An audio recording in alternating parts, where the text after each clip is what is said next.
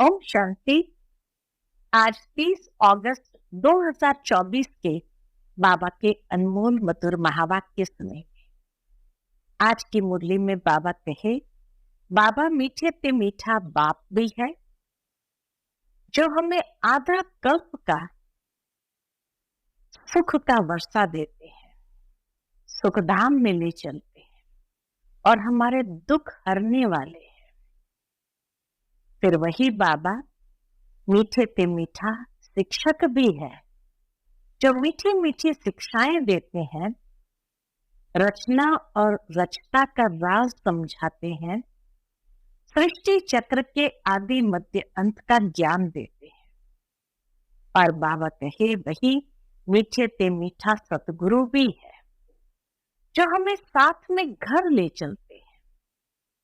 तो ऐसे मीठे बाबा को बहुत प्यार से याद करना है। बाबा कहे, बाबा इस बेहद के ड्रामा को देखते हुए कभी बच्चों से नाराज नहीं होते या कभी बाबा को चिंता नहीं होती। इस बात को लेकर के तो बाबा जब देखते हैं कि कोई बच्चा बहुत अच्छा खुशबूदार फूल है, गुणवान है, या कोई बच्चा जिसमें जरा भी खुशबू नहीं है, तो बाबा को चिंता नहीं होती। साथ ही जब बाबा देखते हैं कि कोई बच्चे की अवस्था बहुत अच्छी है और कोई बच्चे बार बार माया के तूफान से हार खा रहे हैं, तो बाबा कहे, बाबा समझते हैं सत्युग की राजधानी स्थापन हो रही है तो वैरायटी तो होंगी ही। इसलिए बाबा को कभी देखते हुए भी चिंता नहीं होती। लेकिन फिर भी बाबा श्रीमत जरूर देते कि बच्चे माया से डरो नहीं, हार नहीं खाओ और प्यार से जितना हो सके बात को याद करते जाओ।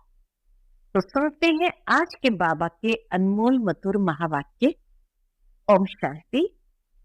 मीठे बच्चे, तुम्हें खुशी होनी चाहिए कि दुख हरने वाला बाबा हमें सुख धाम में ले जाने आया है। हम स्वर्ग के परिज़ादा बनने वाले हैं। आज की मुरली से प्रश्न है, बच्चों की किस स्थिति को देखते हुए बाप को चिंता नहीं होती, क्यों? उत्तर है, कोई कोई बच्चे फर्स्ट क्लास खुशबूदार फूल है और कोई में जरा भी खुशबू नहीं है। कोई की अवस्था बहुत अच्छी रहती, कोई माया के तूफानों से हार खा लेते हैं। ये सब देखते हुए भी बाप को चिंता नहीं होती, क्योंकि बाप जानते हैं ये सतयुग की राजधानी स्थापन हो रही है। फिर भी बाप शिक्षा देते हैं, बच्चे जितना हो सके याद में रहो, माया के तूफानों से डरो नहीं। ओम शांति। मीठे ते मीठा बेहद का बाप मीठे मीठे बच्चों को बैठ समझाते हैं। यह तो समझते हो ना, बहुत मीठा मीठा बाप है। फिर शिक्षा देने वाला टीचर भी बहुत बहुत मीठा है। यह तुम जब बैठते हो तो ये याद होना चाहिए, बहुत मीठा मीठा बाबा है, उनसे स्वर्ग का वर्षा मिलना है। यहाँ तो वैशाली में बैठे हो, कितना मीठा बाप है, वह खुशी दिल में होनी चाहिए। बाप हमको आधा कर सुख धाम में ले जाने वाला है, दुख हरने वाला है। एक तो ऐसा बाबा है जो सुखधाम में आधा कल्प के लिए ले जाएंगे, दुख हरने वाला है। फिर बाबा टीचर भी बनते हैं, हमको सारे सृष्टि चक्र का राज समझाते हैं जो और कोई नहीं समझा सकते। ये चक्र कैसे फिरता है, 84 जन्म कैसे पास होते हैं, ये सारा चपटी में समझाते हैं। बाबा ये सारा बच्चों को चपटी में समझाते हैं। फिर साथ में भी ले जाएंगे, सतगुरु बन साथ में भी ले जाएंगे। यहाँ तो रहना नहीं है, सभी आत्माओं को साथ ले जाएंगे। बाकी थोड़े रोज है, हम धैर्य देते बाबा बच्चों को, बस अभी थोड़े रोज है। कहा जाता है बहुत गई थोड़ी रही, थोड़ी की भी थोड़ी बची है। बाकी थोड़ा समय है, इसलिए जल्दी जल्दी मुझे याद करो, तो तुम्हारे जन्म जन्मांतर के पापों का बोझा जो जमा है वह खलास हो। बल माया की युद्ध चलती है, तुम मुझे याद करेंगे, वह याद करने से हटाएगी। माया याद करने से हटाएगी, यह भी बाबा बता देते हैं। इसलिए कभी विचार नहीं करना। कितने भी संकल्प विकल्प तूफान आए, सारी रात संकल्पों में नींद फिट जाए, तो भी डरना नहीं है, बहादुर रहना है। कितना बाबा बच्चों को जैसे सशक्त करते हैं और मोटिवेट करते हैं। बहादुर रहना है। बाबा कह देते हैं ये आएंगे जरूर, स्वप्न भी आएंगे, इन सब बातों में डरना नहीं है। युद्ध का मैदान है ना, ये सब विनाश हो जाने हैं। तुम युद्ध करते हो माया को जीतने के लिए, बाकी इसमें कोई श्वास आदि बंद नहीं करना है। ये नहीं कि श्वास रोक के बैठ जाना है। आत्मा जब शरीर में होती है तो श्वास चलता है, इसमें श्वास आदि बंद करने की भी कोशिश नहीं करनी है। हठयोगी की तरह श्वास आदि बंद करने की कोशिश नहीं करनी है। हठयोग आदि में कितनी तकलीफ करते हैं, बाबा को अनुभव है, ब्रह्मा बाबा को अनुभव है। थोड़ा थोड़ा सीखते थे, परंतु फुर्सत भी हो ना। जैसे आजकल तुमको कहते हैं ज्ञान तो अच्छा है, परंतु फुर्सत कहाँ है। इतने कारखाने हैं, यह है। तुमको बाप कहते हैं मीठे मीठे बच्चों, एक तो बाप को याद करो और चक्र याद करो, बस।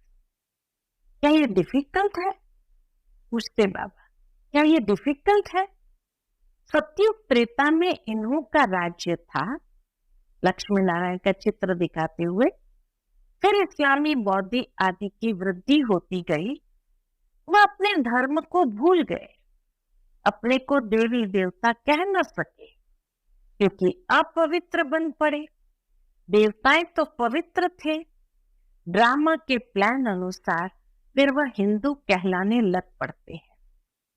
वास्तव में हिंदू धर्म तो है नहीं। हिंदुस्तान तो नाम बाद में पड़ा है, असली नाम भारत है।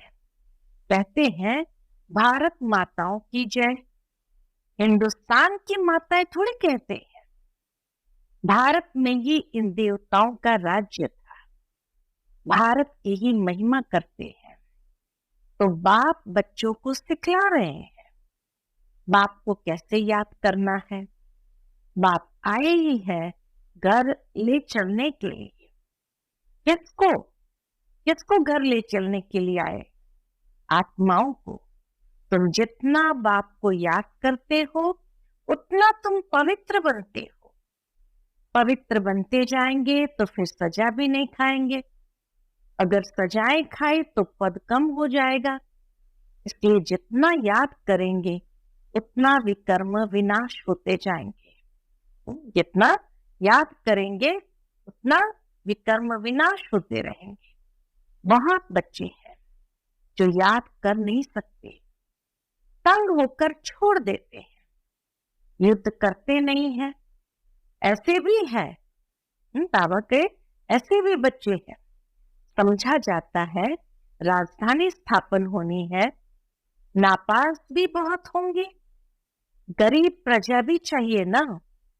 बल वहां दुख नहीं होता है, परंतु गरीब और शाहूकार तो हर हालत में होंगे। यह है कलयुग। यहाँ शाहूकार व गरीब दोनों दुख भोगते हैं, वहां दोनों सुखी रहते हैं। परंतु गरीब शाहूकार की भासना तो रहेगी। दुख का नाम नहीं होगा। बाकी नंबरवार तो होते ही है, कोई रोग नहीं, आयु भी बड़ी होती है, इस दुख धाम को भूल जाते हैं। सतयुग में तुमको दुख याद भी नहीं होगा। दुख धाम और सुख धाम की याद अब भी बाप दिलाते हैं, ये सिर्फ संगम पर ही होती है। मनुष्य कहते हैं स्वर्ग था, परंतु कब था, कैसा था, कुछ नहीं जानते। लाखों वर्ष की बात तो कोई को भी याद आ न सके। बाप कहते हैं कल तुमको सुख था, कल फिर होगा। तो यहाँ बैठ फूलों को देखते हैं, ये अच्छा फूल है, ये इस प्रकार की मेहनत करते हैं, ये स्थैर्य नहीं है, ये पत्थर बुद्धि है। बाप को कोई बात की चिंता नहीं रहती है। वैरायटी बच्चों को देखते हुए भी बाबा को चिंता नहीं रहती है। हाँ, समझते हैं बच्चे जल्दी पढ़कर शाहूकार हो जाए, पढ़ाना भी है, पढ़ना भी है तो पढ़ाना भी है। बच्चे तो बने हैं, परंतु जल्दी पढ़कर होशियार हो, और वह भी कहाँ तक पढ़ते और पढ़ाते हैं, कैसे फूल हैं, ये बाप बैठ देखते हैं। क्योंकि यह है चैतन्य फूलों का बगीचा। फूलों को देखते भी कितनी खुशी होती है। बाबा को फूलों को देखते भी कितनी खुशी होती है। बच्चे खुद भी समझते हैं बाबा स्वर्ग का वर्षा देते हैं। बाप को याद करते रहेंगे तो पाप कटते जाएंगे, नहीं तो सजा खाकर फिर पढ़ पाएंगे। इसको कहा जाता है मानी और मोचड़ा। बाप को ऐसा याद करो जो जन्म जन्मांतर के पाप कट जाए। चक्र को जानना भी है, चक्र फिरता रहता है, कब बंद नहीं होता, जो मिसल चलता रहता है, जो सबसे आहिस्ते चलती है। ये बेहद का ड्रामा भी बहुत आहिस्ते चलता है, टिक टिक होती रहती है। 5000 वर्ष में सेकंड्स मिनट कितने होते हैं, वह हिसाब भी बच्चों ने निकाल कर भेजा है। बाबा को किसी बच्चे ने हिसाब सारा निकाल करके भेजा कि 5000 वर्ष में इतने सेकंड, इतने मिनट, इतने घंटे, आदि आदि। लाखों वर्ष की बात होती तो कोई भी हिसाब निकाल ना सके। यहाँ बाप और बच्चे बैठे हैं, बाबा एक एक को बैठ देखते हैं। यह बाबा को कितना याद करते हैं, कितना ज्ञान उठाया है, औरों को कितना समझाते हैं, है बहुत सहज। सिर्फ बाप का परिचय दो, बैश तो बच्चों के पास है ही। बोलो यह है शिव बाबा। काशी में जाओ तो भी शिव बाबा कह याद करते, रड़ी मारते हैं।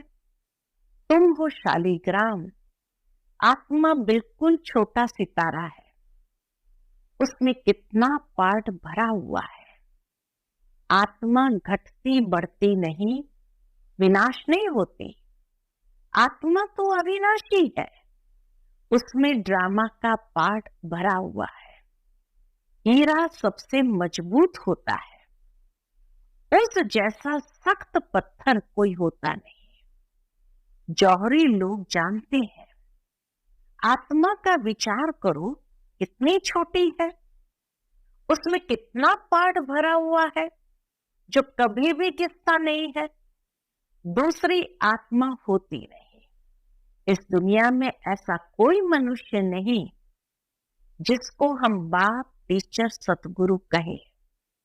यह एक बेहद का बाप है, शिक्षक है, सबको शिक्षा देते हैं। और से मन मना भाव। तुमको भी कहते हैं कि कोई धर्म वाले मिले, उनको कहो अल्लाह को याद करते हो ना। आत्माएं सब भाई भाई है। अब बाप शिक्षा देते हैं कि माम एकम याद करो तो विकर्म विनाश होंगे। बाप ही पतित पावन है। ये किसने कहा? बाप ही पतित पावन है, ये किसने कहा? आत्मा ने। मनुष्य भल गाते हैं परंतु अर्थ नहीं समझते हैं। बाप कहते हैं तुम सब सीताएं हो, मैं हूं राम। बाबा कहते मैं हूं राम, सब भक्तों का सदगति दाता मैं हूं, सबकी सदगति कर देते हैं। बाकी सब मुक्ति धाम में चले जाते हैं।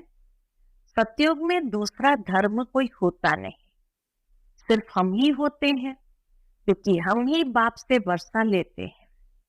यहाँ तो देखो कितने ढेर के ढेर मंदिर है, कितनी बड़ी दुनिया है, क्या क्या चीजें हैं। वहां ये कुछ भी नहीं होगा, सिर्फ भारत ही होगा। ये रेल आदि भी नहीं होगी। सतयुग में रेल की आवश्यकता नहीं, ये सब खत्म हो जाएंगे। वहां रेल की दरकार ही नहीं। छोटा शहर होगा, रेल तो चाहिए दूर दूर गांव में जाने के लिए। बाबा रिफ्रेश कर रहे हैं, भिन्न भिन्न पॉइंट समझाते रहते हैं बच्चों के लिए। बाबा कितने भिन्न भिन्न पॉइंट्स बच्चों को समझाते रहते हैं। यहाँ बैठे हो, बुद्धि में सारा ज्ञान है। जैसे परम पिता परमात्मा में सारा ज्ञान भरा हुआ है, जो तुमको समझाते रहते हैं। ऊंच से ऊंच शांति धाम में रहने वाला शांति का सागर बाप है। हम आत्माएं भी सब वहां स्वीट होम में रहने वाली है। शांति के लिए मनुष्य कितना माथा मारते हैं। साधु लोग भी कहते मन को शांति कैसे मिले, क्या क्या युक्ति रचते हैं। गाया जाता है आत्मा तो मन बुद्धि सहित है, उनका स्वधर्म है ही शांत। मुख ही नहीं, कर्मेंद्रिय ही नहीं, तो जरूर शांत ही होगी। हम आत्माओं का निवास स्थान है स्वीट हो, जहां बिल्कुल शांति रहती है। फिर वहां से पहले हम आते हैं सुखधाम में। अभी तो इस दुखधाम से ट्रांसफर होते हैं सुखधाम में। बाप पावन बना रहे हैं। कितनी बड़ी दुनिया है, इतने जंगल आदि कुछ भी वहां नहीं होंगे। सतयुग में इतने जंगल आदि भी नहीं होंगे, इतनी पहाड़ियां आदि कुछ भी नहीं। ऐसी कोई चीज ही नहीं जो कहीं एक्सीडेंट या नुकसान हो। हमारी राजधानी होगी, जैसे स्वर्ग का छोटा सा मॉडल बनाते हैं। बाबा कहे जैसे स्वर्ग का छोटा सा मॉडल बनाते हैं, वैसे छोटा सा स्वर्ग होगा। क्या होना है? वंडर देखो, कितनी बड़ी सृष्टि है, कितनी बड़ी सृष्टि है। यहाँ तो सब आपस में लड़ते रहते हैं।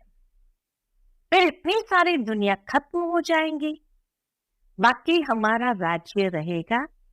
इतना सब कुछ खत्म हो, ये सब कहाँ जाएंगे? समुद्र धरती आदि में चले जाएंगे। समुद्र धरती आदि में चली जाएंगी, समा जाएगी। इनका नाम निशान भी नहीं रहेगा।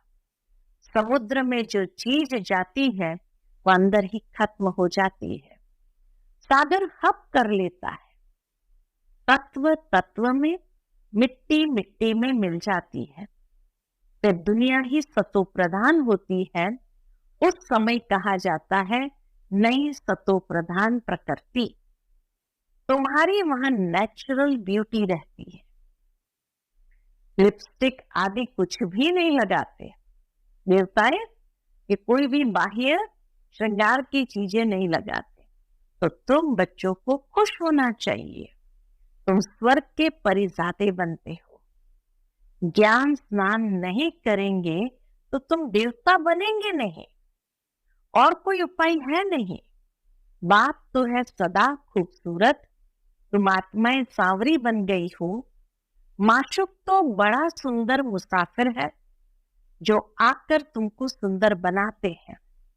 बाप कहते मैंने इसमें प्रवेश किया है। मैं तो कभी सांवरा नहीं बनता हूं, तुम सांवरे से सुंदर बनते हो। सदा सुंदर तो एक ही मुसाफिर है, ये बाबा सांवरा है और सुंदर बनते हैं। ये बाबा ही सांवरा और सुंदर बनते हैं। तुम सबको सुंदर बनाकर क्या करेंगे? साथ में ले जाते हैं। तुम बच्चों को सुंदर बन, फिर और सबको सुंदर बनाना है। बाप तो श्याम सुंदर बनते नहीं, शिव बाबा श्याम सुंदर बनते नहीं। गीता में भूल कर दी है, जो बाप के बदले से कृष्ण का नाम डाल दिया है। इसको ही कहा जाता है एकच भूल। सारे विश्व को सुंदर बनाने वाला शिव बाबा, उनके बदले जो स्वर्ग का पहला नंबर सुंदर बनता है, उनका नाम डाल दिया है। यह कोई समझते थोड़ी है भारत के सुंदर बनने का है। वह तो समझते हैं 40,000 वर्ष बाद स्वर्ग बनेगा, और तुम बताते हो सारा कल्प ही 5,000 वर्ष का है। तो बाप आत्माओं से बात करते हैं, कहते हैं मैं आधा कल्प का माशूक हूं, तुम मुझे पुकारते आए हो। हे पतित पावन आओ, आकर हम आत्माओं आशिकों को पावन बनाओ। तो उनकी मत पर चलना चाहिए ना, मेहनत करनी चाहिए। बाबा ऐसे नहीं कहते कि तुम धंधा आदि नहीं करो, नहीं, वह सब कुछ करना है। गृहस्थ व्यवहार में रहते, बाल बच्चों आदि को संभालते, सिर्फ अपने को आत्मा समझ मुझे याद करो, क्योंकि मैं पतित पावन हूं। बच्चों की संभाल भल करो, बाकी अभी और बच्चे पैदा नहीं करो। जो है उसकी संभाल करो, पैदा नहीं करो, नहीं तो वो याद आते रहेंगे। इन सबके होते हुए भी इनको भूल जाना है। जो कुछ तुम देखते हो ये सब खत्म हो जाने वाला है। शरीर खत्म हो जाएगा, बाप की याद से आत्मा पवित्र बन जाएगी, तो फिर शरीर भी नया मिलेगा। यह है बेहद का संन्यास। बाप नया घर बनाते हैं तो फिर पुराने घर से दिल हट जाती है। स्वर्ग में क्या नहीं होगा, अपार सुख है। स्वर्ग तो यहाँ होता है। दिलवाड़ा मंदिर भी पूरा यादगार है। नीचे तपस्या कर रहे हैं, फिर स्वर्ग कहाँ दिखा दे, वह फिर छत में रख दिया है। दिलवाड़ा मंदिर में स्वर्ग छत में रख दिया है। नीचे राजयोग की तपस्या कर रहे हैं, ऊपर राज्य पद खड़ा है। कितना अच्छा मंदिर है, बाबा कहे इतना अच्छा मंदिर है। ऊपर है अचलगढ़, सोने की मूर्तियां हैं, उनसे ऊपर है फिर गुरु शिखर। गुरु सबसे ऊपर बैठा है, ऊंच से ऊंच है सतगुरु। फिर बीच में दिखाया है स्वर्ग अचलगढ़ में। तो यह दिलवाड़ा मंदिर पूरा यादगार है। राजयोग तुम सीखते हो, फिर स्वर्ग यहाँ होगा। देवता यहाँ थे ना, परंतु उनके लिए पावन दुनिया अब बन रही है। अच्छा, मीठे मीठे सिकिलधे बच्चों प्रति माता पिता बाप दादा का याद प्यार और गुड मॉर्निंग। रूहानी बाप की रूहानी बच्चों को नमस्ते। हम सब रूहानी बच्चों की रूहानी माता पिता बाप दादा को याद प्यार, गुड मॉर्निंग और नमस्ते। नमस्ते, शुक्रिया बाबा, शुक्रिया। आज की मुरली से धारणा के लिए मुख्य सार है, पहली पॉइंट, इन आंखों से सब कुछ देखते हुए इसे भूलने का अभ्यास करना है। पुराने घर से, दुनिया से दिल हटा लेनी है, नए घर को याद करना है। दूसरी पॉइंट, ज्ञान स्नान कर सुंदर परिजादा बनना है। जैसे बाप सुंदर गोरा मुसाफिर है, ऐसे उनकी याद से आत्मा को सांवरे से गोरा बनाना है। माया के युद्ध से डरना नहीं है, विजयी बनकर दिखाना है। आज का बाप दादा का मधुर वरदान हम बच्चों के प्रति है, महादानी बन, फ्राक दिली से खुशी का खजाना बांटने वाले मास्टर रहमदिल भव। महादानी बन, फ्राक दिली से खुशी का खजाना बांटने वाले मास्टर रहमदिल भव। लोग अल्पकाल की खुशी प्राप्त करने के लिए कितना समय व धन खर्च करते हैं, फिर भी सच्ची खुशी नहीं मिलती। ऐसे आवश्यकता के समय आप आत्माओं को महादानी बन, फ्राक दिली से खुशी का दान देना है। इसके लिए रहमदिल का गुण इमर्ज करो।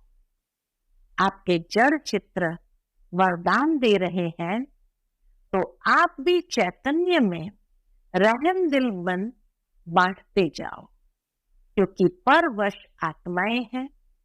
कभी ये नहीं सोचो कि ये तो सुनने वाले ही नहीं हैं। आप रहमदिल बन देते जाओ, आपकी शुभ भावना उन्हों को फल अवश्य देंगी। आज का स्लोगन है, योग की शक्ति द्वारा हर कर्मेंद्रिय को ऑर्डर में चलाने वाले ही स्वराज्य अधिकारी है। योग की शक्ति द्वारा हर कर्मेंद्रिय को ऑर्डर में चलाने वाले ही स्वराज्य अधिकारी है। अच्छा, ओम